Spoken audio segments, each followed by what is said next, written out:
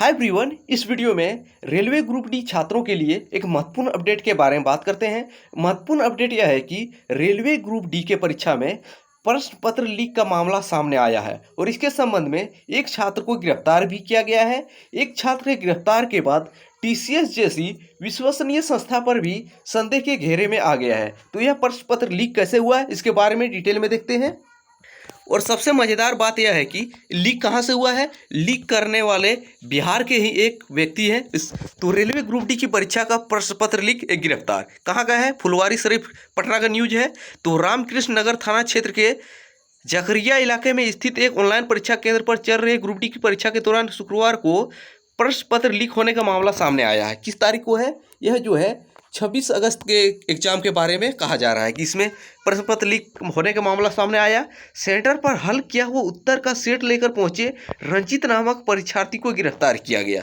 तो उसने क्या किया था, वे एग्जाम सेंटर पर एक हल किया हुआ क्वेश्चन लेकर पहुंचे थे। वह फुलवारी शरीफ का रहने वाला है। पुलिस पूछताछ में उसने कबूल किया कि उसे पहले ही प्रश्न पत्र का सेट मिला था। तो सबसे बड़ी पॉइंट यह है कि उसने कबूल कर लिया है कि उसे पहले ही प्रश्न पत्र का सेट मिल गया था। रंजीत को जेल भेज दिया गया है।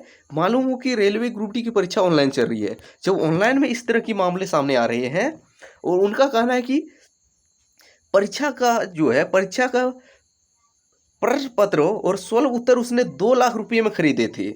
तो 2 लाख रुपये रंजीत ने चुका के प्रश्न पत्र और इसका सॉल्यूशन खरीदा था।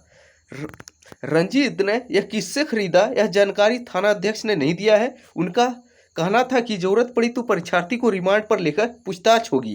परीक्षा हॉल में रंजीत सवालों का जवाब जो थे धड़ा फटाफट लिख रहा था। इससे संदेह पैदा हुआ। सवालों के जवाब वही थे जो रंजीत के पास थे। सबसे महत्वपूर्ण बात यह भी है कि रंजीत के पास जो चीट लेके पहुंचे थे सवालों का उत्तर का, और वे स्क्रीन पर भी यानी कि टीसीएस ने भी वही पूछा था। यानी कि क्वेश्चन लीक हुआ है वो 26 अगस्त के शिफ्ट में।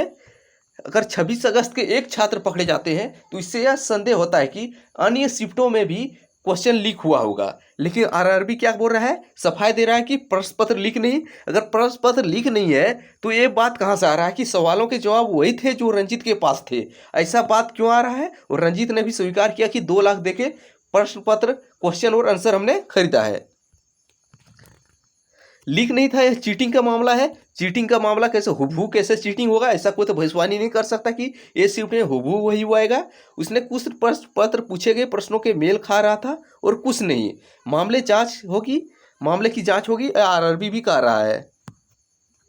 तो सबसे बड़ी अपडेट यह है कि रेलवे ग्रुप डी के परीक्षा में भी धांधली स्टार्ट हो चुका है। इसमें भी जो प्रश्न पत्र लीक गिरोह के सदस्य हैं वे एक्टिव हो चुके हैं।